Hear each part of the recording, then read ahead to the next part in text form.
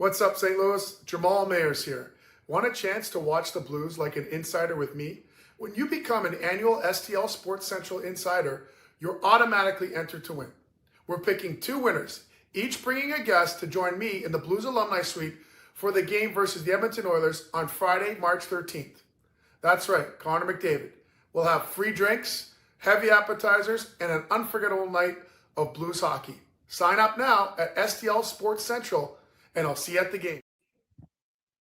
And welcome to the Randy Karraker Show, presented by DraftKings, where the crown is yours. Matthew Rockio, Randy Karraker. And we start off by inviting you to become a member of the STL Sports Central Insiders Club. Bernie and I just put together a little video. You can read all of Bernie's great work.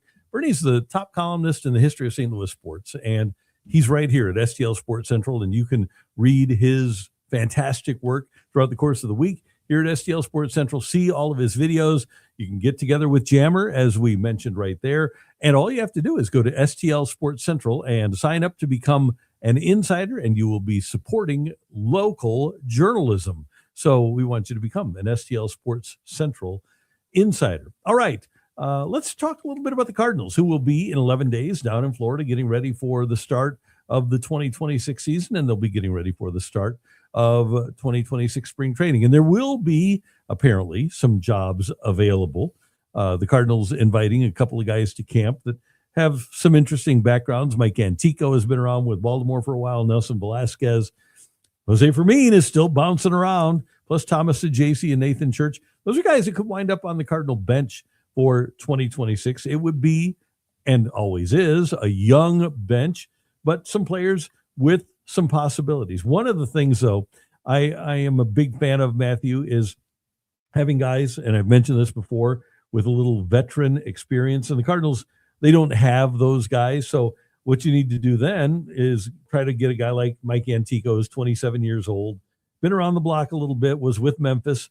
Maybe he makes the club in 2027 or 2026, but maybe he's somebody who maybe he's Matt Koperniak. I don't know. I wonder if the Cardinals are even thinking, I know they mentioned bringing a veteran to camp, but I wonder if they're really thinking about having a good bench or if they just want to have a bunch of kids again. Yeah, Velasquez, might have been a move and that we maybe overlooked a little bit because he doesn't have a huge amount of success in Major League Baseball. But I mean, we're talking about a guy who has had 3 seasons now with 185, around 185 bats, 165, and then 205. So I mean, he's a solid bench player with 3 in the last 3 years of his MLB experience. He's got a little pop on the bat. He's not a very good defender, but if you're thinking you got Victor Scott next to him in one of the corners, then maybe there's not as much of an issue with him not being a very good defender.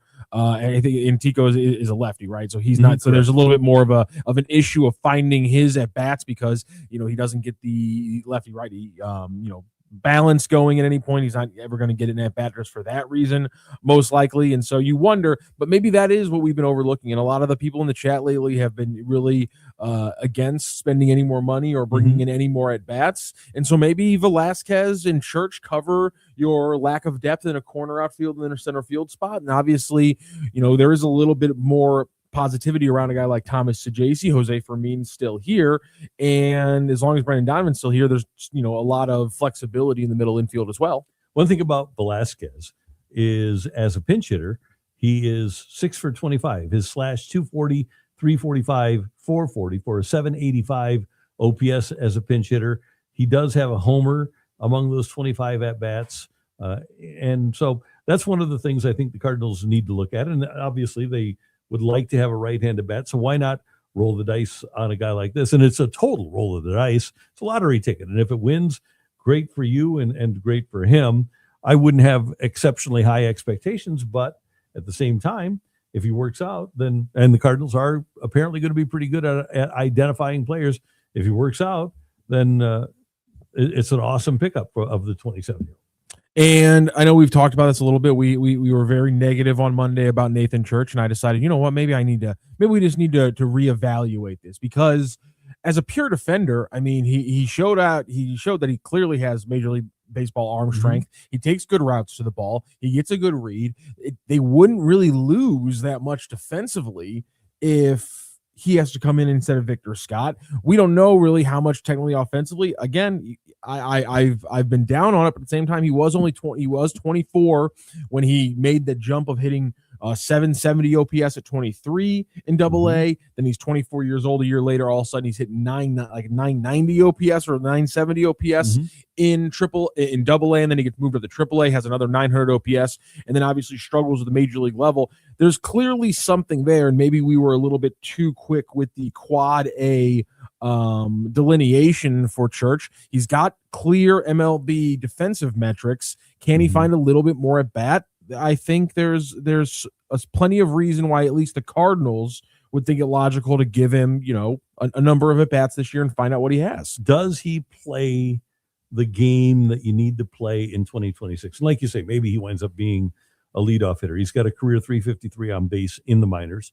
He's got a career 750 OPS in the minors, but he's only hit 25 home runs in 1,375 at bats. So he really doesn't have the pop that you're looking for. Well, when they move the fences out in 2028, though, then he won't have a chance to hit home runs, but he'll run like heck. But he'll run like heck. He'll cover that center field. Yeah.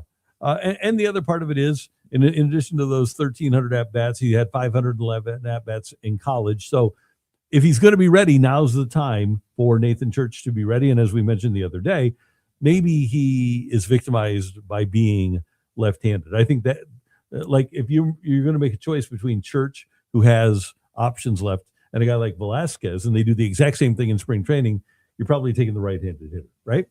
Yeah, you'd think so. By the way, congratulations to Nancy Pat, who is always jumping in. The loyal listener from the Valley of the Sun, who has become a new YouTube member, and so congratulations to you becoming a member. We love that. You mama, actually, sorry, Enrico Palazzo says Church has shown more offense than VS2. Scott has had one fluke offensive season. Comparing their minors numbers, Enrico Palazzo is not technically wrong about that first half.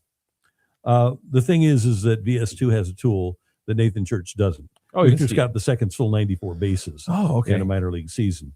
And I don't know if that was a fluke or because the Cardinals really like him and they have seen a lot more of him and evaluated him. Obviously, you may have seen him a lot more than the Cardinals did. He stole 30 bases on 66 hits in Triple A. How many walks did he have that year? He had been walked 36 times. So we're talking about, conservatively, let's call it 102 chances, and he had 30 stolen bases. Not bad. No, not at all. And so, yeah, you might be right that Church has more upside than Victor Scott. I don't believe that the Cardinals necessarily agree with you, though. Had to do a little bit more math here. We're going to call it around actually 88 chances because he had a bunch of extra base hits as well. So he had about 88 chances in Double A to steal, and he picked up 30 of them. Yeah, not bad. Not at all. I would call that a tool. Yeah. So it'll be interesting to see if, again, in spring training, I think if Church and Scott do the exact same thing, I think Scott gets the job. I think that's the way the Cardinals envision Victor Scott. They look at him as a guy who, by the way, and you're just talking about offense, Victor Scott was a minor league Gold Glover, 150 minor league teams, 150 minor league center fielders, and he was the best among center fielders a couple of years ago. So that's one thing that the Cardinals are looking at. You always want to have great defense in center field. By the way, did you see that Michael Ciani was DFA'd again? Yeah, I saw that. Dodgers one day, Yankees the next. I wonder who picks him up next. So yeah, he's been DFA'd right and left. But I think that Nathan Scott or Nathan Church, all of these guys. That jumped around a little bit. It did. I think Nathan Church is a very good defensive outfielder, but I don't think that he has the defensive package that Victor Scott brings to the table. So if you do the math, by the way, last year for Victor Scott, you get just about 100 chances. And he had 34 stolen bases last year. So, I mean, that's a guy whose skill, his one transferable skill, or his offensive transferable skill, because Church's is a 990 OPS, and then they both have the defense. Victor Scott's is the swiping 30 bags for every 80 chances, 60 to 90 chances he has. Church's, what we've seen right now in the Major League Baseball is that 990 OPS is not clearing through.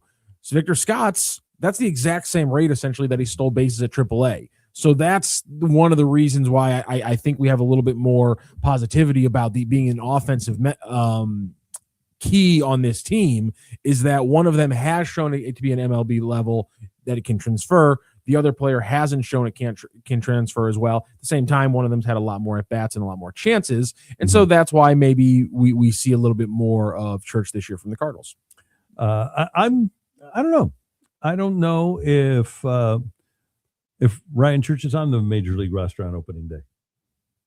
Who Nathan Church. Who is the? Oh man, who is the?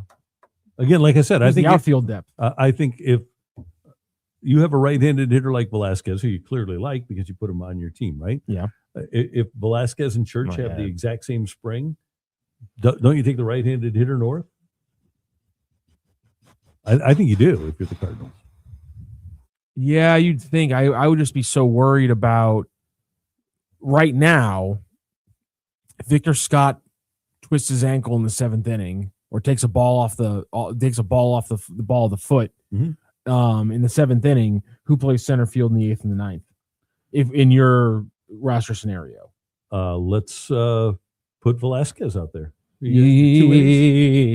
Well, we're talking about 2 innings in a season where you aren't going to win the World Series. All right, that's fair. And then you got a guy 4 hours away in Memphis, and you bring him up. Yeah, that's fair. I mean, it would say something if they went in without a guy who can play legitimate major league level. Well, Dale Murphy was an MVP in center field twice for the Braves. Before that, in his first couple of years in the majors, he was a catcher. So just put Jimmy Crooks out there. Let's not do that to Jimmy Crooks. That feels cruel.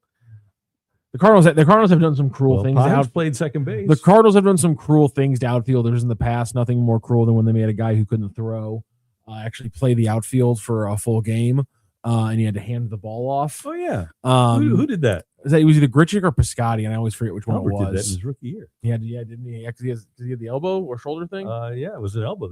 They thought eventually he'd have to have Tommy John. I don't think he ever did. Thought his elbow was going to ruin him. Okay, so 1976, Dale Murphy comes up, plays 19 games at catcher for the Braves, and then 1977 he plays 18 and then 21 at catcher in his age 22 season.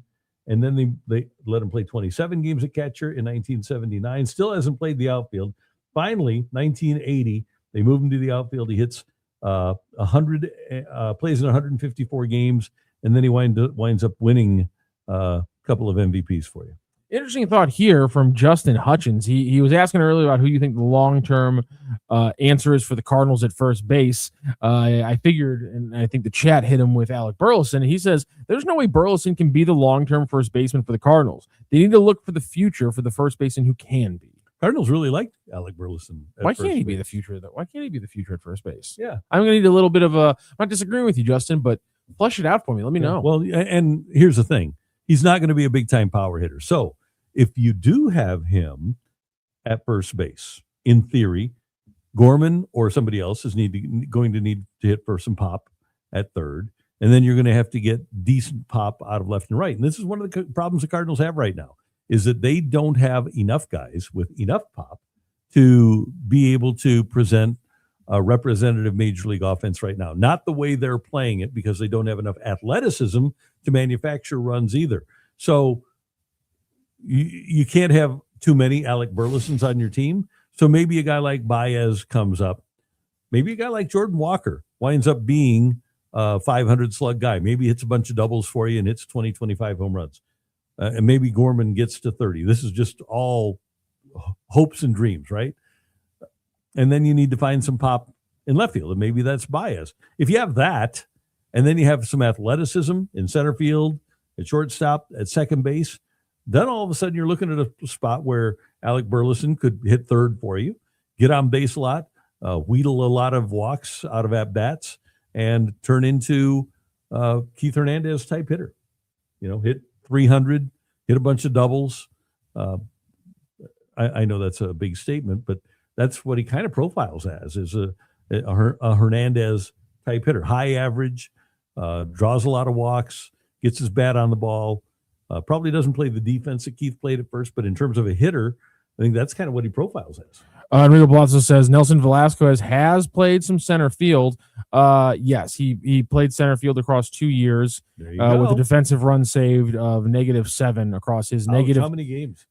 200 games. Sorry, 225 innings. 24 games started.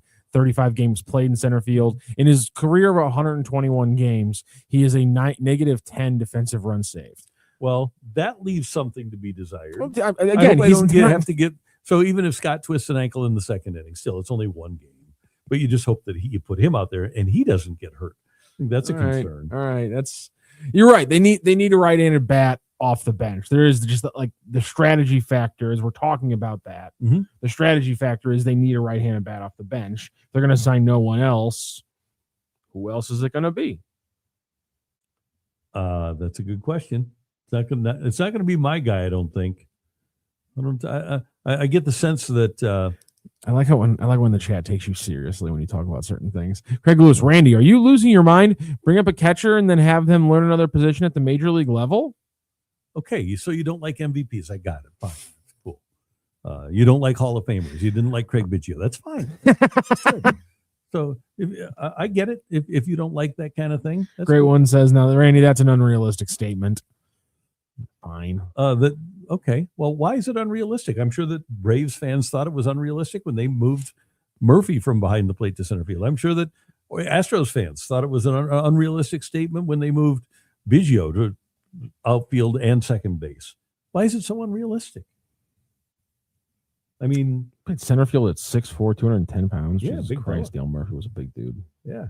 Heck, you could put when the Cardinals moved Jordan Walker to the outfield, they told me that was the original plan, was to have him play center field because he is an athlete. He's got an arm. And I don't know now at 260 pounds whether he's an outfielder, but and I'm not saying these guys are going to be moved to the outfield, but I also think that you are really doing yourself a disservice if you pigeonhole a player into one position and don't, especially if he has athletic ability, give him the opportunity to utilize his athleticism at another position. You can keep Bernal and Rodriguez and Crooks all at catcher, but there's not enough innings at catcher to play them all. So why not give them opportunities to play elsewhere?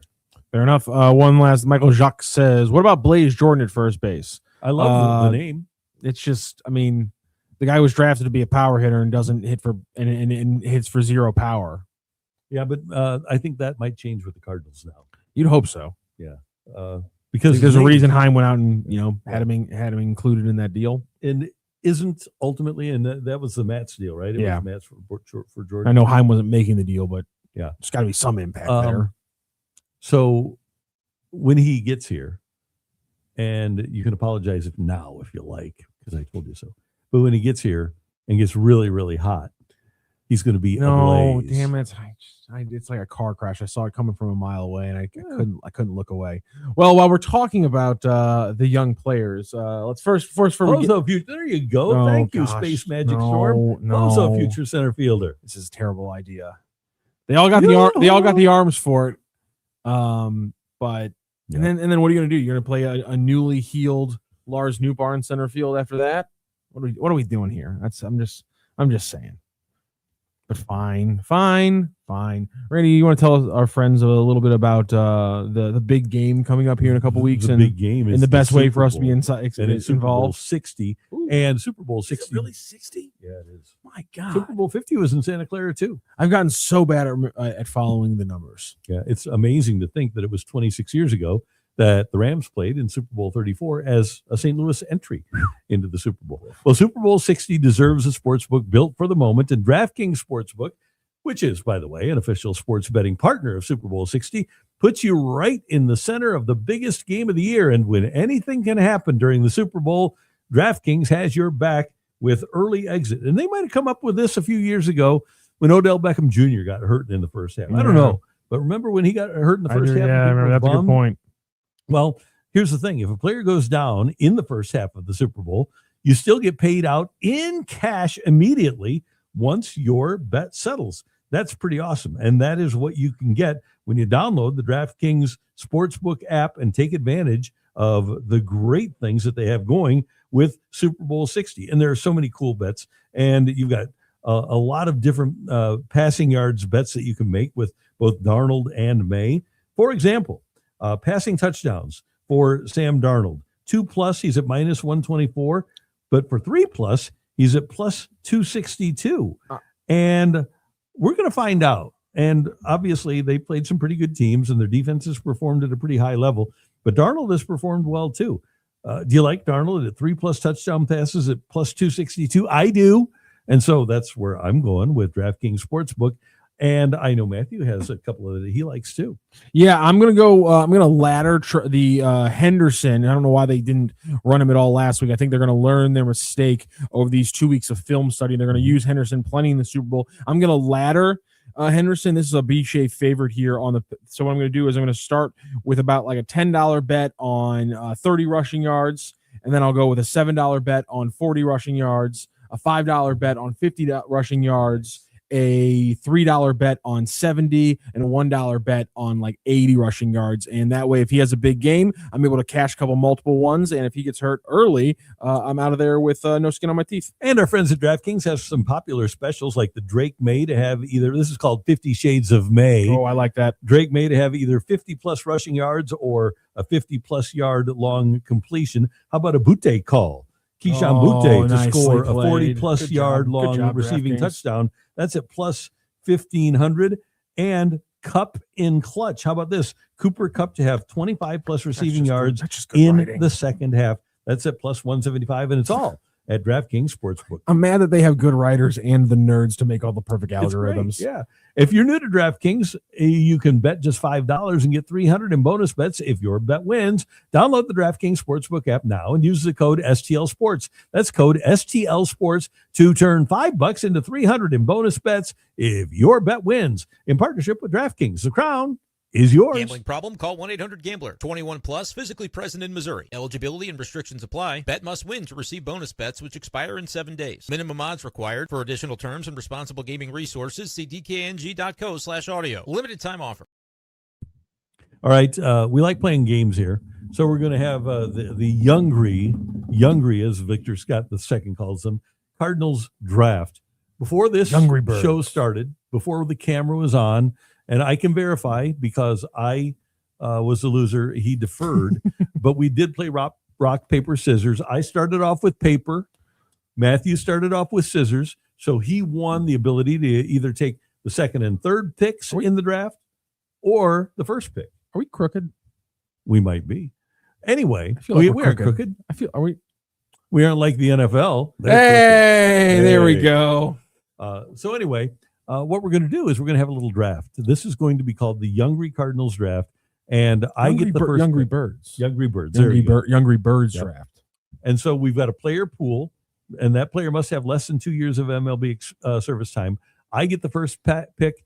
Matthew gets 2 and 3. I get 4 and 5, and so on. Okay, so we're going to start with me having the number 1 overall pick, and with the first selection in the 2026 Youngry Birds draft, Team Karraker is proud to select from West Virginia University, J.J. Weatherholt. Yep, that's fair. That's fair. I knew that would be the first pick, and I was like, you know what? I'm okay with giving that up because I think what I can get here together on the back end is going to be more impactful on my back-to-back picks here on Hot Corner. So my first round pick, the second overall pick, easily I think has to be Michael McGreevy. That's a good. So I'm going to go Michael McGreevy for my first rounder, and then I immediately get my second round pick. And this is a tough one here, and I'll let you know my strategy right now. I'm between 2 players, and it's either VS2, which I know we just talked a lot about center field, or Swanson, because Swanson's going to be a key piece of that bullpen. But if VS2 pops this year, sky's the limit, and he has all of it going. But I'm going to stick with my pitchers, and I'm going to take Matt Swanson as the other side of my hot corner. Now, hot corner to you. You get 2 picks in a row. Okay. With my second pick in the 2026 Youngry Birds draft at STL Sports Central, Team Karraker selects Victor Scott Yeah, II, yeah. center fielder. Yeah. Again, West right. Virginia. You have the higher ceiling, but I think I might have the floor right now. But you have the floor for your 3rd round pick. Okay. And this is my 3rd round pick. Okay, I'm going to go with a guy that is guaranteed to be in the rotation and has a chance to be pretty good. And I think you wanted him. He also has the most fun name on the team. Chip Carey is going to love with his third selection. Team Karraker selects. I can't even say my own name.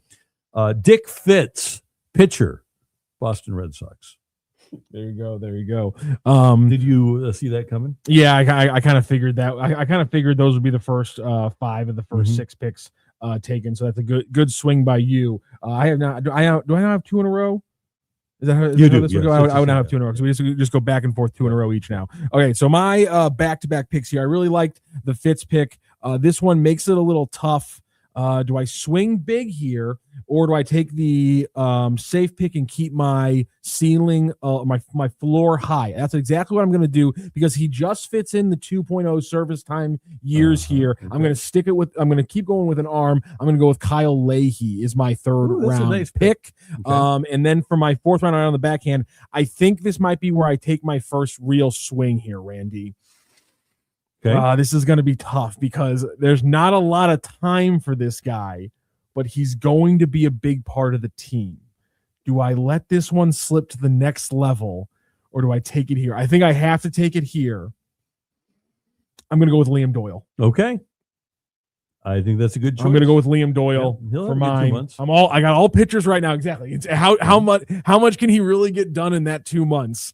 That's going to be the big question here. And by the way, just to make it the easiest way to eliminate any really complicated math, at the end of this, we will have 11 players each, and we will simply go which 11-person team gets more Cardinals Major League WAR for the 2026 fair. season. We'll just add up the wars. Whoever gets the most is going to be the winner of this draft. So, Randy, you got 2 picks in a row, 4th and 5th. I am going to go with I think I'm going to stay with my position players here. Oh, man, you're just killing it right now with Yep. the bats. And I'm going to continue to work up the middle because I've got Weatherholt at 2nd. I've got Victor Scott, the 2nd in center field. And with my 4th round pick, nicely done. I am going to take, because I'm pretty sure he's going to be here on opening day, former Cardinals minor league player of the year from the University of Oklahoma, Jimmy Crooks. Yep, it's another great pick from Randy Karraker. Thank You're you. killing it right now.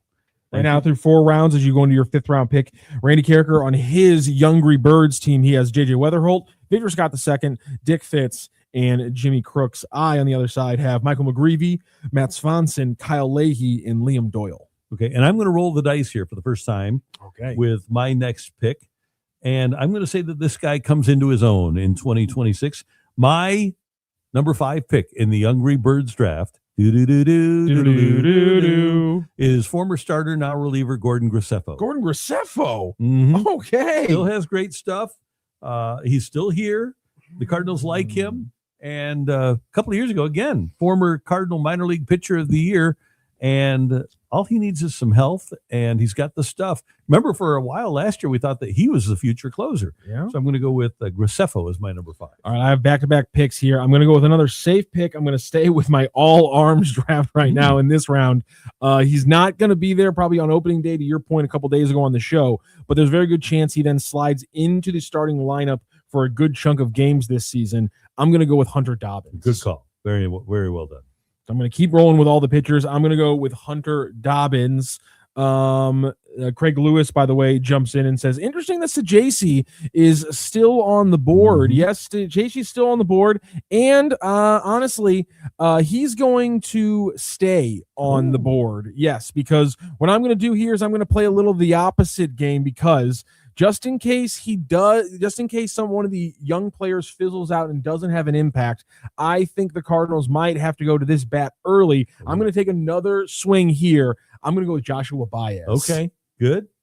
Interesting. Okay, Right now, let's get through. I have now my round 6 pick. Randy will pick his round 6 in a moment. Enrico Palazza says, I think Randy has already won. And while you think of your next pick, Randy, I'm going to trim down the big board here so everyone knows what we're dealing with the remaining picks here. I have 5 more picks left. Randy still has 6 more picks left to make. He is now on the clock, I should say, for his 6th round pick. Okay. There are 3 pitchers that have the chance to be the Cardinal closer during the 2026 season. One of those has been selected in this draft, Matt Swanson. Another of those has too much age to be in this draft, and that's Riley O'Brien. Mm-hmm. The other one is still available in this draft, and his name, and he is going with my 6th round pick. Mm-hmm.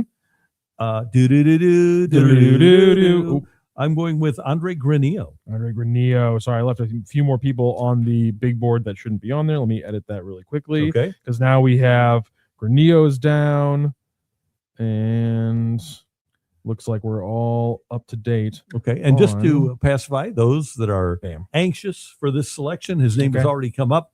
Because I think he has a chance to get a little bit of war. I'm going to go with Thomas Adjacey. Thomas Adjacey. He's a smart pick from Randy Karraker. I think Randy Karraker is going to win this one. God, he's just so damn good at these drafts. Crooks is also gone. My apologies. But I'll update that here in a second. Okay, yeah, he's on my team. He's on Randy's team. He's got the catcher. Good for Randy. I have back-to-back picks here in my 7th and 8th round picks.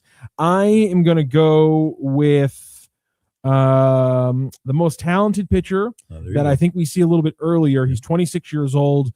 He would have been here last year had none of the injuries happened. I'm going to go with Quinn Matthews. Oh, I thought you were going a different direction there. Yeah, I was going to go. Okay, I'm going to go with Quinn. And then That's a great call. I like him. I am going to stay. I am going to go ahead and take another pitcher, and the injuries might have held him back from last year as well. They're going to hold him back from this year, not as much. And somebody already asked how to say his name. I think I'm going to go with Cooper Zerpe as my next pitcher here in my 7th and 8th. Cooper Zerpe or Cooper. Which one are we doing for the cat here? Yeah, Cooper. So I'm going to take Cooper Zerpe, and I'm going to take Matthews off the board as well. Getting into our last few picks here on both sides. Just 3 bats left to choose from, and 3 arms, right? And 4 arms. 4 arms for us to choose from here. Oh, did you take Zerpe? Oh, I know what I did. Okay, I take Zerpe because I thought you were going to take somebody else. Okay, well, I am going to go with the left-hander, the Cardinal minor league pitcher of the year from 2025. I'm going to go with Bryson Motts. Bryson Motts, yeah, comes off the board. We talked about him earlier this season. One of the kind of the more underrated players that people, or one of the players that played really well last year that we're not talking about nearly enough. Yep. And then I will go just because he's there and we've talked about him, and I don't want to go with Jose Fermin. I'm going to go with Nate Church. Ah, damn it! You got Church. Mm-hmm. I knew you would. I knew you'd get Church. Nicely done there. You got. I'm not thrilled. Yeah, that's fair. That's fair. I'm going to take. I'm going to go with Leo Bernal. Good. He told me last week, as did Bryson Motts, that he plans on being in the major leagues in 2026. Oh yeah. Mm-hmm. All right. Well, then you already took Motts, so I can't take him. I'm going to go with another. Ooh, actually, here's the thing. I know you're down on him. Mm-hmm. This is a tough one. Do I take? So only Fermin's the only bat left, and there's 3 arms left in Roby, Hence, and Henderson.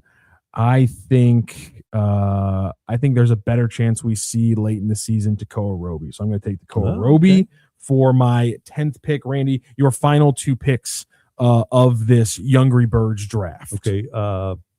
I will take Tink Hence. Tink Hence.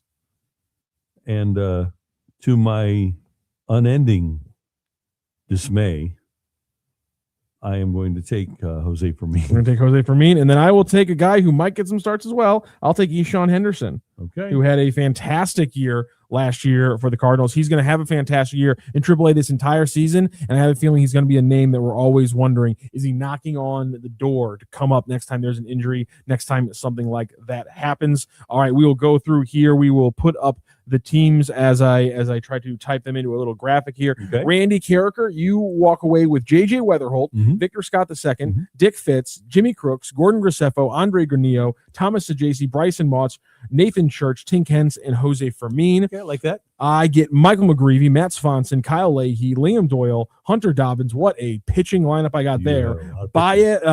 Joshua Baez in the outfield, Matthews another pitcher, Zerpe another pitcher, Bernal, that switch hitting catcher. Who wouldn't want one of those? And then Takoa Roby and Eshawn Henderson for some potential pitching late. Like I said, we'll put these teams together. We'll see who puts together more WAR. We'll also see that I'm very confused. I think we forgot somebody, Randy, because my original player pool I thought had 23 players and we did 11 rounds. I feel like somebody somehow got pinched out that I'm missing, and I'm not really sure who, to be 100% completely honest with everybody involved.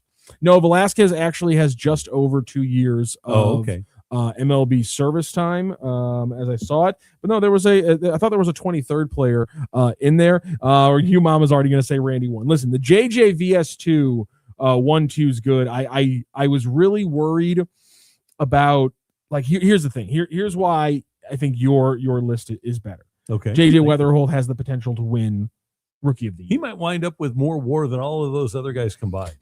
so that's why right out of the gate I have to admit that's a really good point. But at the same time, we've seen young hitters who struggled in their first year. No, so we haven't. We've never seen like Hector Cruz do that, or Geronimo Pena, or Hector Luna. That's never happened. Jordan Walker. Actually, he was in a 12-game hitting streak when they sent him down, wasn't he? Yeah, exactly. And so what if he struggles? What if he struggles right out of the gate and all the same kind of Nolan Gorman, and I know he actually had a pretty good season right out of the gate. It would have been pretty good if he has that kind of season. But like if Jordan Walker kind of struggles out of the gate, what if that happens? I know that we've seen Michael McGreevy is going to be an important part of this pitching staff. We know Kyle Leahy is going to be an important part of this pitching staff. We know Matt Swanson is going to be maybe the most important part of the bullpen. And then as well, I get Hunter Dobbins. I get a potential starter for the last 2 months who could be one of the best pitchers we've seen in a Cardinals uniform in the last 6 or 7 years in Liam Doyle. I could get one of those as well. Also, I got a switch-handed catcher. I got switch hitting catcher, Randy. I'm sorry. That's good. A switch hitting catcher kind of feels like it's a little bit of a cheat code if just I'm being 100% honest. Yeah. But man, the fact that you have the two probably greatest breakout candidates that were eligible, because I think if we were saying the best breakout candidates for this season, we'd argue JJ VS2 and probably Mason Wynn if we were just talking about hitters. So, yeah. And so the fact that you have two of the three greatest ones, and there we are. We're going with Karraker's crew and the Rumbling Rocks are the team like names that I've given to everybody. Everyone now. Crew KREWE. It is of course KREW. No, I didn't give you the second E. I'm sorry. I didn't know if you like the European naming style or not. Yeah, with Mardi Gras coming up, might as well. Space Magic Storm says, I'm up on Matthews barring injuries. He's going to have an up year over last year. Yeah, I mean if he's not injured, I don't know how. And we know what he gives us last year. If he can give him the same thing right that throughout like May, I don't know how he's not pitching here by June. I love this guy, and I think that the injury last year, and even though the Cardinals say it didn't affect him, I think it affected him greatly because he didn't have close to the command, and he had an inflamed shoulder at the beginning of last year. Came back, and he never had close to the command that he had exhibited in 2024. So if he is healthy, if the shoulder's okay, then I absolutely can see Quinn Matthews not only being here at the major league level, but him being really, really good. He had 202 strikeouts in like 170 innings or something like that a few years ago. I don't know if that's exactly right, but I know he had 202 strikeouts, and he's a guy that that wasn't a fluke.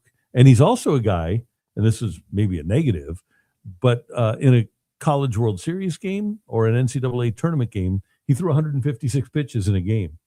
He's a horse, and he's capable of doing it. So let's see. 2 years ago in 2024, pitched for 4 teams, and he in 143 and a third, he had 202 strikeouts. So pretty darn impressive by Quinn Matthews 2 years ago. So he needs to get healthy, and if he gets healthy, then I can see him being here. And as has been pointed out, he played at Stanford for all 4 years. So he's going to be 26 in October. He was drafted after his senior year in college. And that definitely plays a role in how quickly the Cardinals should want to get him to the major league level. They don't want to rush a guy, but you also don't want to have a guy that is only going to be with you for a little while in terms of his age, because he's probably looking at an 8-year career right now. And by the way, I had a side-by-side done last year, a video side-by-side of Matthews in spring training and Chris Sale, and their motions are practically identical. Ooh, I kind of like that. Yeah, so I'm hoping that Quinn Matthews winds up being the next Chris Sale. All right, so again, there are the two teams that have come out of this Youngry Birds draft. Put a poll up? Yeah, we can put a poll up online and see which team would be better. Again, we're going to come back to this. And you know what we might do is we might just do monthly updates, see who's doing better. Obviously, the totals will probably be very, very low throughout May, June, July. But there's going to be a fun little spike in this competition once we hit like July, August, September, because we'll go from maybe – so 22 players on here. We'll go from maybe 12 or 13 of them being on the major league roster in the first 2 months of the season to maybe like 19 of these 22 being on the Cardinals roster at different times in the major league season. So this is going to be a fun thing to track throughout the year. We'll keep it together, and we'll see it. Heck, the big question is, as we have Cole Bassett's left foot coming in, Woo Bin Chu still on the radar as an outfield. He's with the Peoria Chiefs this season. The question is somebody like a Blaze Jordan, or is there a pitcher I somehow left off of here? I guess maybe Shenwin Lin, or like, is there somebody on here that blows us away and is the 23rd guy that we should have been talking about? It would shock me, but I don't know. Maybe I feel like we covered the bases here. I can't think of a name of somebody where I say, that's obvious. I don't think there's an obvious. And again, even a guy like Henderson, who we know had a big year last year, he's legitimately going to have to wait until somebody gets injured or somebody like falls off. Like, it's just, there's so many pitchers. I mean, just as we're going through this, I mean, look the starting pitchers that are just in this 22-man group. Right? And again, this is all players who have under 2 years of service time. Does O'Brien have less than 2 years of service time? I might have overlooked Riley O'Brien.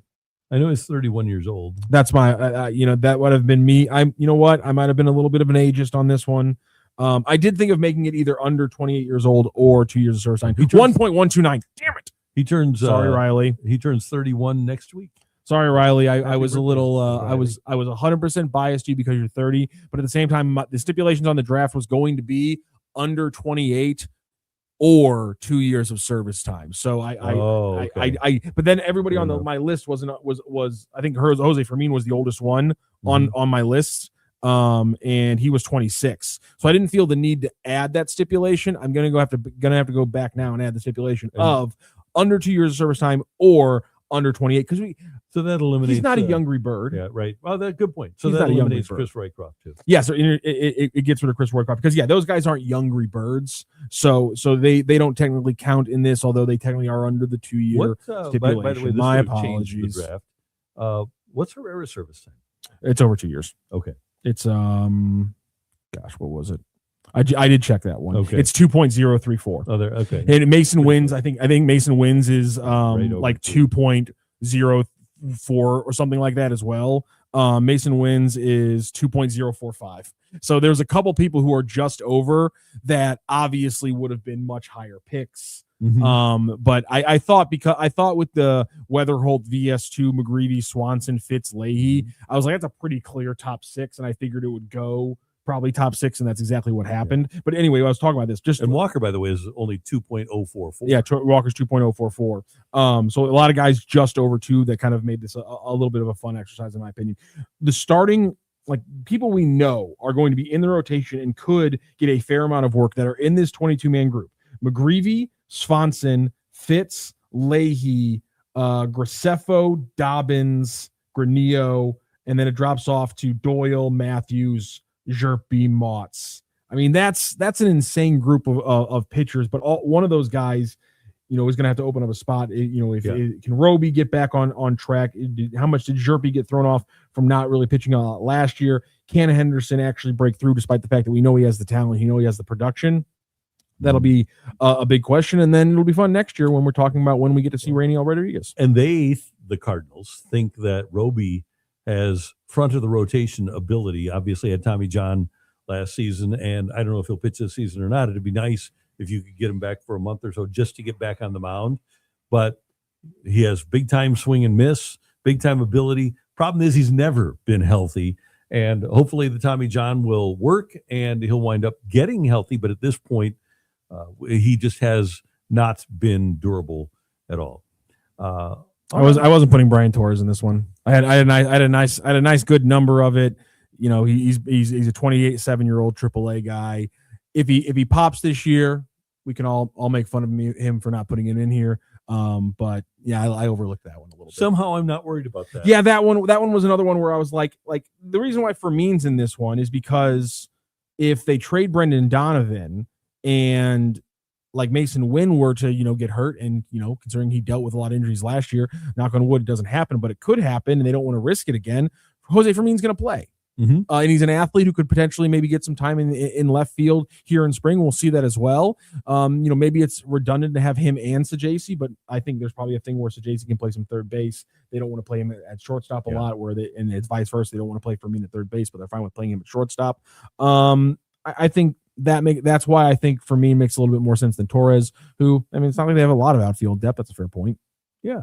But these are the 22 we ran with. Yeah, pretty good. I like it. That was a fun game. All right, the Blues are home tonight, and hopefully they can keep losing and get closer to that draft pick. I know that sounds mean and terrible. Tomorrow we will have the Blues tankometer to evaluate just how much tonight's game is an ethical tank as part of it. By the way, there's everyone's complaining because there's an NHL team shutting down one of their stars, and I'm like, see, if that was actually not ethical. Artemi Panarin is who's getting shut down. Oh. They just don't want him to get hurt. Yeah, he's on the trade because they're trying to trade him. I'm like, if they were trying to shut him down to tank, that would be an unethical tank. Just another great example. I agree with that 100%. So the Blues right now are sitting with 47 points. They're alone in 31st. Nice. Thank you. Vancouver is in dead last place. And so what the Blues want to do, if they do the ethical tank, is lose a close and entertaining game tonight at Enterprise Center. And, oh, by the way, the opponents are our friend Matthew Tkachuk and the Florida Panthers. So it'll be good to see Matthew back in town. And there was reporting from everyone down at the Blues today. I'll read from Jeremy Rutherford's Twitter account specifically, who said that Neighbors and Kyra are going to see how they feel. Sundqvist is going to see how it feels. Unfortunately, I don't have any answers for you. That was his comment on the lineup tonight. We'll see if the Blues have updated. Holloway placed on IR today. Yes. So losing Holloway, not great, but it's better to put the guy on IR and lose a couple more games than it is to potentially injure him further. So protect those young players. They're the future of the team. And we'll see what the lineup is tonight. Obviously, if a guy like Kyrou and a guy like Snuggerud play, big nights from them, big nights for any of the trade pieces, and keep the tank rolling. Do you trust Dylan Holloway enough to be healthy that you would give him an extension? Or I need to see him play in an 82-game season. I need to see Dylan Holloway play 65, 75 games. After the injury last year down the stretch and all the injuries this year, before I give him that extension that I just gave Broberg, I need to see Dylan Holloway play. Well, if they were going to give him 6x8 after this season, if I was the Blues, I would try. It would be kind of a crappy thing to do, but I would say, listen, after this season, it's 6x6.7. Yeah. And if you want to wait next year and sign, 5x8 next year because you're healthy for the whole season, we will do that. But as it is right now, if you want the guaranteed money, we're taking $1 million off per year because we just don't know what it's going to be. I think that's fair. And if he doesn't want it, that's fine. But I think if you're the Blues, you do have to change the ask a little. So we will do the tankometer tomorrow. Bernie and I tomorrow. That drops tomorrow morning. And we've always got something coming your way. By the way, we've got Blues post game tonight after the Blues and Panthers. You will have the post game available to you right afterwards here on STL Sports Central, where we bring you post-game shows for every St. Louis area sporting event. Great job, as always, by Matthew Rocky. Thank you very much, Randy. The draft idea was fun. Great job by Wilson getting us on the air. And we'll see you next time. We're brought to you by DraftKings, where the crown is yours. So long, everyone. Never defer.